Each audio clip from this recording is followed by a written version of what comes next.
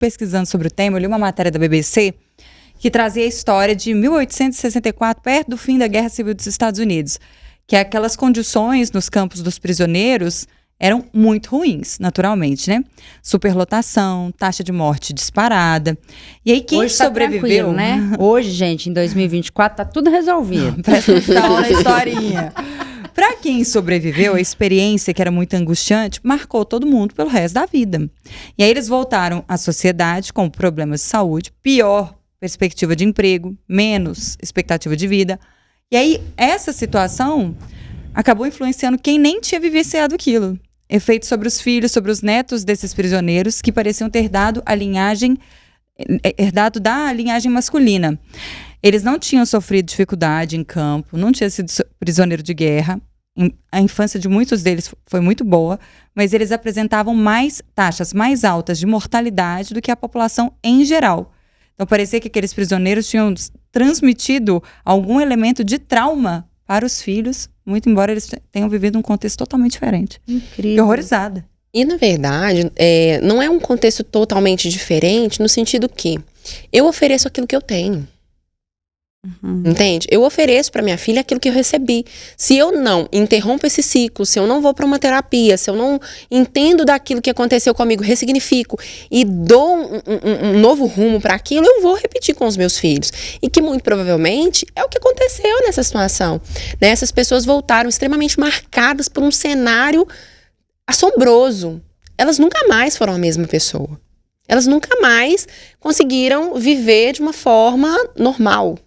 Apesar que eu não gosto muito desse título, não, né? Porque o que é o normal, mas não tem jeito. E elas foram marcadas por isso e muito provavelmente passaram isso pra frente. Porque essas negligências afetivas que a gente dispara na vida do outro, porque a gente não dá conta, porque a gente não tem mais para oferecer, isso desgraça com a vida do outro, né? Em alguma medida.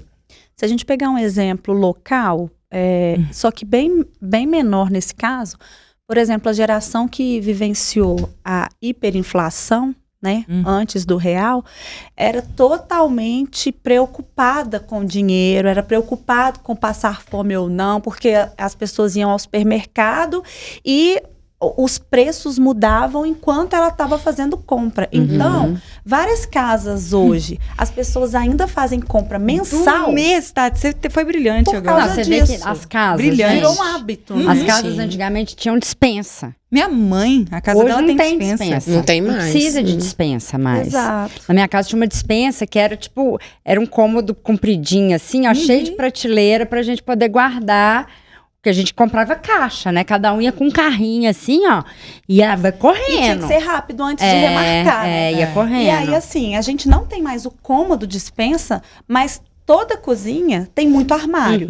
E o armário não é só para panela. Não. Muitos desses. A gente Mantimentos. tem aquele, né? Então, vamos supor, o arroz, o feijão, o básico. Sempre é natural grande. que a gente compre o pacote grande, né? É verdade. E aí, eu queria, já que você trouxesse em termos de perspectiva, porque nós não vivemos a hiperinflação, assim, pelo menos assim. Eu sou muito Nós jovem quem? pra isso. Eu vivi, mas eu não. A gente era criança. Tá bom, viu, jovem? Não, eu vivi, tudo bem, não vou mentir aqui, mas eu não vivi tendo que preocupar em pagar as contas. Eu também diferente. não. Eu era criança. A gente era criança. É Sim. diferente, né? Assim, a percepção de quem só tomou o não porque o biscoito tá mais caro e de quem tá tendo que fazer conta para pagar é diferente. Agora, a nossa geração vai passar para frente o trauma da Covid, né? Então, assim, as nossas formas de nos relacionar, até algumas coisas assim, a gente não sabia lavar a mão direito. Aí veio a Covid, a gente teve que fazer tutorial de como lavar a mão. Depois disso, por exemplo, vai ter gente que... eu já não pegava recém-nascido. Mas agora, depois da Covid... não pego recém-nascido nem a pau, só se for assim, se eu tiver tomado um banho de álcool antes. Então, é muito natural que a gente opte por usar a máscara se começa a apresentar qualquer sintoma gripal, mesmo que a pandemia já tenha, né, acabado. Exato. A gente já mudou os nossos hábitos. Né? Os neném com 2 anos já pegava fazer assim, ó, com a mãozinha pra pegar álcool.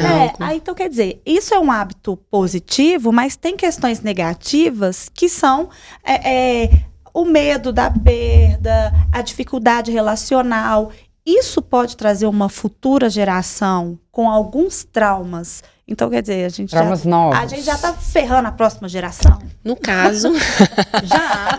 No caso... No Covid a gente já tá doida. Na verdade, não é novo, né, amiga? Assim, como diz você lá do Noé, gente. Já começou lá, entendeu? Então tá fazendo tudo certo. Ah, sim. Ok. Tá bom, viu? Ai, meu Deus. E é isso, assim, Tati. É muito engraçado porque cada geração vai ser marcada por algo. Né? A nossa talvez seja o Covid, né? Nós escutávamos histórias relacionadas ao que marcou a geração dos nossos pais, dos nossos avós, né? O pessoal brinca assim que antigamente, né, os pais falavam assim, porque eu levantava às 4 da manhã, corria 3 quilômetros para chegar na escola, porque era no meio do mato e tal. A nossa geração vai ser com filho. Não, porque eu sobrevivi uma pandemia, né, e tudo. Então, assim, é o que marca aquela geração. E aí, aquilo que é um medo para os nossos pais, aquilo que foi, né, algo muito assombroso para eles vão absorver aquilo de acordo com a estrutura emocional que eles têm e vão passar isso de alguma maneira para nós. E aí que tá o negócio, né? De que maneira que eles vão passar isso para nós? Ou passaram já, né? Isso para nós. E aí, isso às vezes fica muito implícito, não é uma coisa que fica escancarada, né? Porque, por exemplo, essa questão da hiperinflação, assim, às vezes a pessoa tem uma questão, por exemplo, quem viveu isso foi minha avó. Aí a minha mãe não viveu mais ou menos, eu já nem tive contato, mas a minha mãe já passou alguma coisa. Então chega em mim, né, na via assim do poupe, tome muito cuidado com o dinheiro, seja mais segura, não gaste tanto. Eu não entendo que é uma influência direta. Jesus, você tem quantos anos? 31. Meu Deus. Ela falou que a avó dela viveu isso. Caraca! Eu passei sim! O que é isso? Não, gente, assim, bebê que tá aqui do meu lado, cara. A avó dela que viveu a super... Eu até murchei aqui, 31. Não, a gente não é etarista. Não. Imagina. Só pra entender a configuração, né? Pra baixo, né? Que horror! Essas pessoas jovens. Demais. Jovem, bonito. Odeio essas pessoas com colágeno. Trauma. Pessoas com colágeno. Então, assim, mas eu quis dizer, né? Eu trouxe, assim, a questão da avó, só para exemplificar, porque às vezes não é uma questão direta, né? Assim, eu acredito que sim, que a minha mãe tenha vivido de forma direta, tá, gente? Mas eu citei a avó porque, assim, às vezes não é uma coisa que a gente consegue acessar diretamente. Entende? Porque às vezes chega uma paciente para mim no consultório e ela me traz uma questão como essa, ela nem sabe o que é isso, né? Se chega uma menina de 20 anos para mim com uma questão dessa, ela nem sabe o que é isso, ela nem sabe que isso aconteceu alguma vez na vida, entendeu? E como é que a gente vai identificar que é lá da avó, né? Que tá passando, que foi sendo transferido e tudo e chegou até aqui.